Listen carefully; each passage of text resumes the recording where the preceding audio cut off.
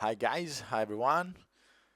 Today I'm going to show you a quick tutorial about Flux and about this kind of generation, in specific LoRa generation. We are going to see how to install a software to create LoRa, how to train LoRa for our purpose. Okay, first of all, you need to install this package. I leave all in description. This cocktail peanut FluxGym. That it's an upgrade of this Koya script. Okay, we all know for, of course, training LoRa with Stable Diffusion. Okay, this work with the Flux. We need a bunch of file, but if you follow this this install guide, you could install without problem. But follow with me. First of all, you need to create your folder. In my case, I create this FluxGym folder. Okay, uh, click over there in this bar and type cmd, and this will guide you through all these folders, and you'll be in this kind of folder here. Okay, remember, if you want to go in a folder, in the upper folder, okay, cd dot, and we are in stable XL Koya my oppure, or you want to go to FluxGym folder, cd FluxGym. Okay, we are here in FluxGym. When you are in this command prompt, you have to copy this, or git clone this link here. So it will create this folder, your FluxGym, and inside this FluxGym, git clone everything. Okay, so you need to have this structure: FluxGym, AppPI, requirements, okay, right there, and another folder, Stable Diffusion script, right here. Okay, now you have to activate the VENV, the virtual network. Okay, so go in this FluxGym folder, so cmd cd dot, right there, FluxGym, and copy this python /m venv. Okay, so copy this to activate the virtual environment, and you must have this, of course, this structure. So you need to have env, our new virtual memory virtual environment folder. Okay, after this you have to install these requirements, so everything this file will require. Okay, so back and install pip install underscore r requirement.txt, and this will create everything you need. So at the end you must have this kind of structure: the env models, the clip model, okay, for the text, the unet, of course, our flux dev, okay, 23 giga, remember, very heavy. The vi, okay, this one. This is the folder for the output, and this is the script for Stable Diffusion. Everything you need, it's right there. Okay, quite easy. Not everything will work at the first time. And remember, I'm using a 4060 Ti with 16 giga, so I could use the CUDA core, the standard CUDA core. If you are using the new 50 series, you need to install this latest CUDA and Torch. Otherwise, will not work. Okay. Now we have our folder. We have everything inside. Oops, I don't know.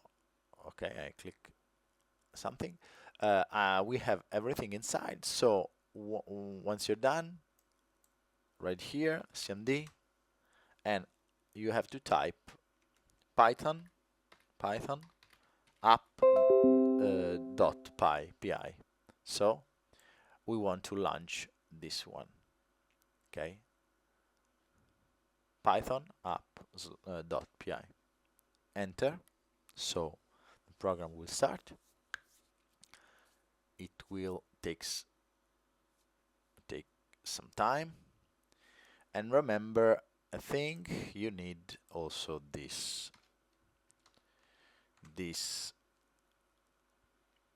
one. You need also Gradio. So if you want to use this kind of program, if something won't work, remember to install also Gradio. It's very important because we can create with a web interface, and now we see how this Python script will create an IP, okay, where we work. It will take some minutes. Okay, it's quite heavy, so remember this. And remember, first of all, you need at least 12 giga of RAM, of VRAM. Okay, 12 giga. So don't try with 8 or 6, of course. Now, it create what? This URL. So we type this URL. I have already in cache. So here we are.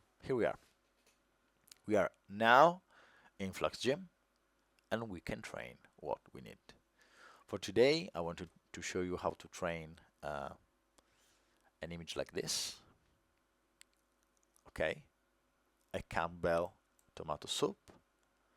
Sorry, and this one. Okay, I purchased in Japan many years ago. I don't know if it's edible already. Okay, so I shot some photos. This one,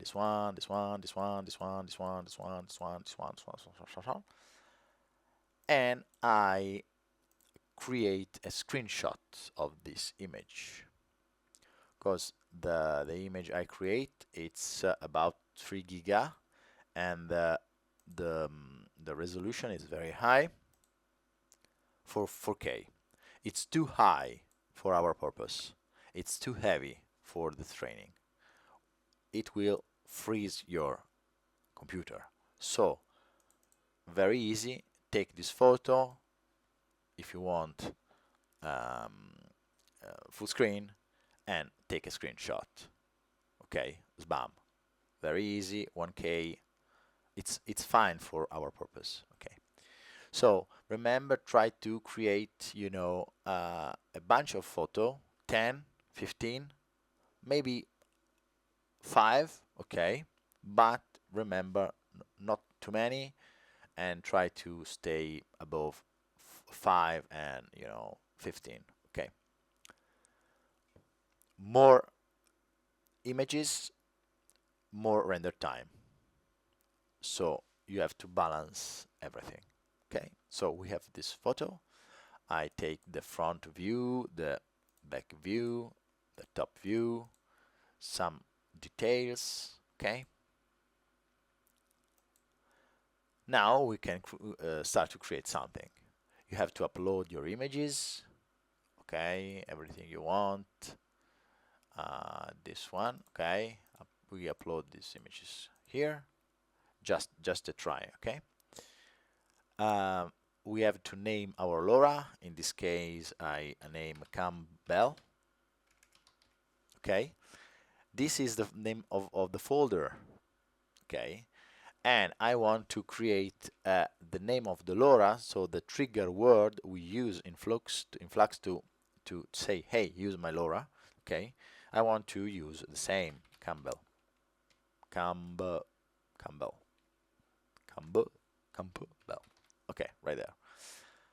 Of course, we are using FluxDev. Okay. And we are in a 16 giga environment. Now the tricky part. This could be the same. Okay. The repeat trains per image maintain 10. Okay. It's quite good. Now this is a crucial value. This is the epoch, how many times these images will be trained. To start, I recommend you to use 10. Okay, this will reduce the expecting train steps, okay, and reduce your render time.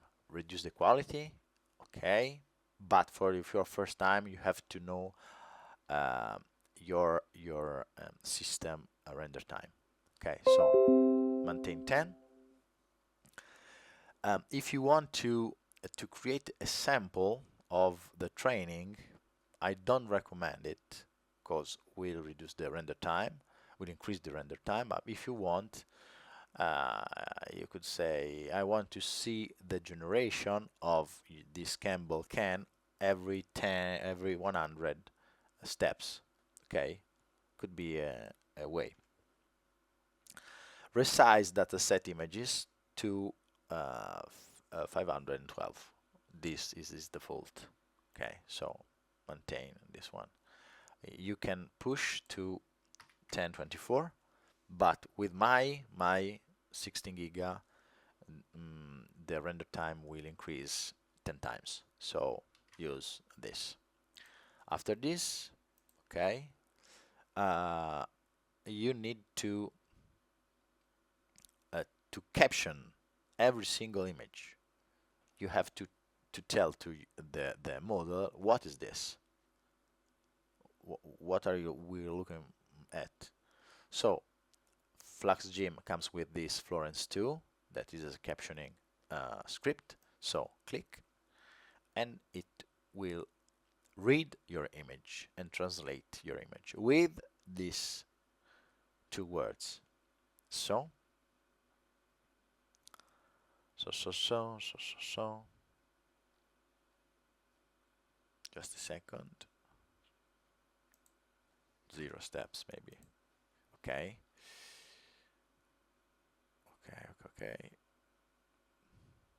Okay, we have this lovely captions. Campbell, a can of soup sitting on the top of white table. The can has text and image not in the background of the wall. Campbell, a can of soup sitting, blah blah blah. This one, Campbell, a can of Campbell soups. So he recognized Campbell soup sitting on the white table. The can is red and white color of the word Campbell soup. In my case, I want to point out that this image not say Campbell soup, but it say Campbell's. So delete soup. Campbell is a can of Coca-Cola. No, is a can of beans sitting with the word Campbell's. Okay, the same here. And if you want, you can in the white part, the word tomato soup. With 5, 10, 12, 15, 20 images, this could be very crucial to tell the specific, to be as specific as you can, um, to help AI to work with these images. So try to um, take the right words, because you after this you want to use this LoRa with the proper in a proper way. So try to tell him everything. Okay, and after this we have done. There is another part. Okay, I want to show you, but it's very advanced, and in this case we don't want to to see everything on this. Okay.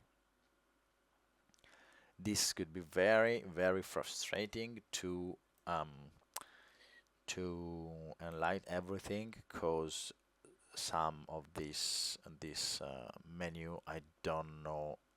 I don't have a clue about what they does, but they do. But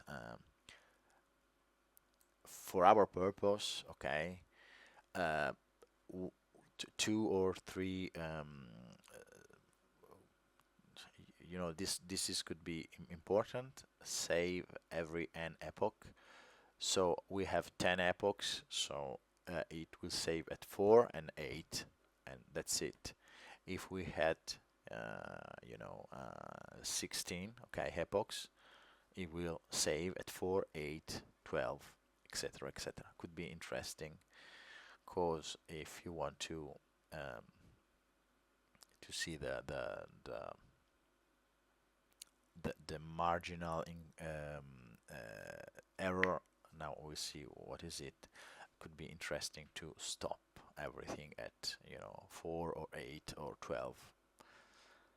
This could be interesting to work with a precision, or if you want to use a scheduler then rather than another.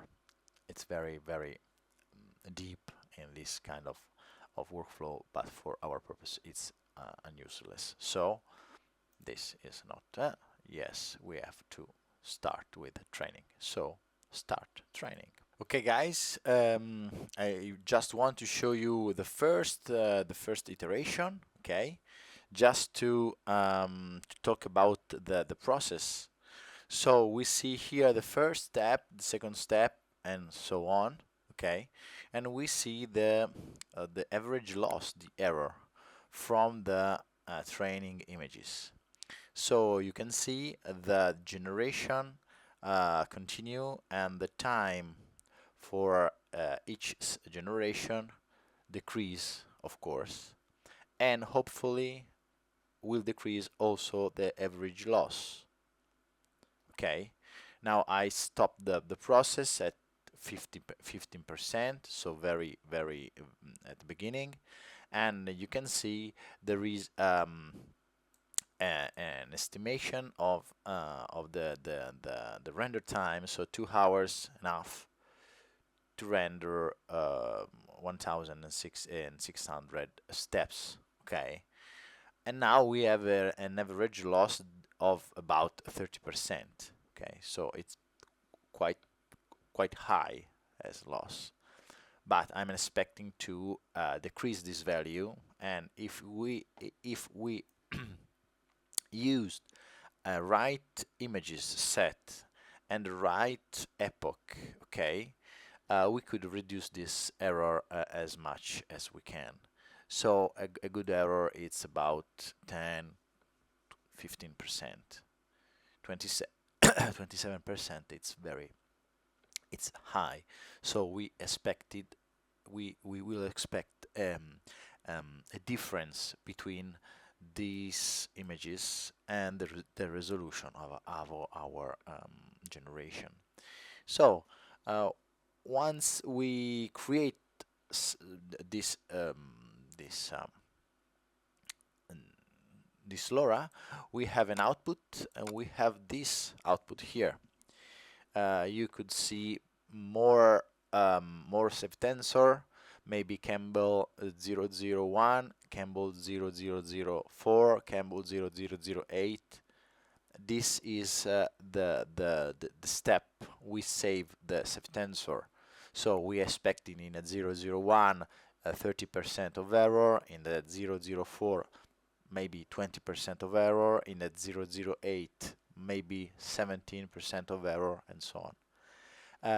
And now we can use this this subtensor as a LoRa. So you have to put in your ComfyUI, Flux, of course, models, LoRa, and you can put in your LoRa folder. And you can, of course, create your workflow, and you can create your image with this LoRa. I want to show you a simple workflow, maybe, or just the output if you want. The workflow is very simple, but it's a simple Flux workflow. Right there, right there, right there, right there. Okay. Now I start my Flux. Okay. And I want to show you the output I create for these images. We can create a girl with our Campbell LORAs. Okay, it's quite good. This is an error, but this is perfect. Okay, this it's quite good. Okay, we don't see everything about the label, but it's quite good. We can use it right here. Not so bad, the resolution of the label, but again it's very good. It's impressive. Okay, this it's better, much better. Remember, this is the Campbell can. So in this image, it takes also the dust right here. Okay, so we can create a great bunch of images. Okay, with our LoRa. Two can right hand in this case, so we can create something very interesting. Now I want to show you the workflow in just a moment. Okay, I want to take this image as example. Okay, right there. So we have this simple Flux workflow. Okay, this is Flux, this is clip loader, this is our prompt. Sorry, this is our VI, and I'm using Tcache to reduce the render time, and here our LoRa Campbell subtensor, the one I create, and in the prompt I need to join an Italian model only a Campbell can. So this is the trigger word we must use, and so you can create whatever you want with your Campbell LoRa. Okay, lovely girl with a nice, maybe too big, but it's quite impressive. It's quite impressive because I trained with just five images. Okay, and 2 hours, of course. But you need to create the right balance, to have the right balance between epoch and images and quality of images and number of train for image. It's a matter of of fine balance, and of course I'm using 16 giga of VRAM. If you are using 24, it's better and faster. But I think it's quite impressive, quite powerful, and you can create everything. I just want to show you how to create a LoRa about an object, a solid object, not a face. Okay, you can create a LoRa of a face. You can create a LoRa of everything you want. Just remember to create the right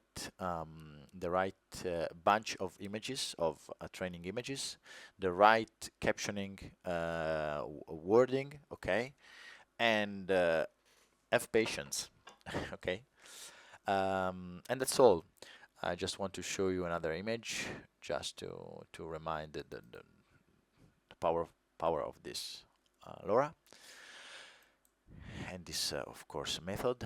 Yeah, thank you to join me. I'm Eduardo. I want to thank you for all the support, all the feedback, positive and negative. I hope to see you next video. Everything is changing so fast in these days. I just want to go deeper and deeper in this AI subject, and I hope to see you next video and next time. And I hope this kind of video could help you in your AI journey. Per oggi è tutto e di conseguenza ciao ciao ciao.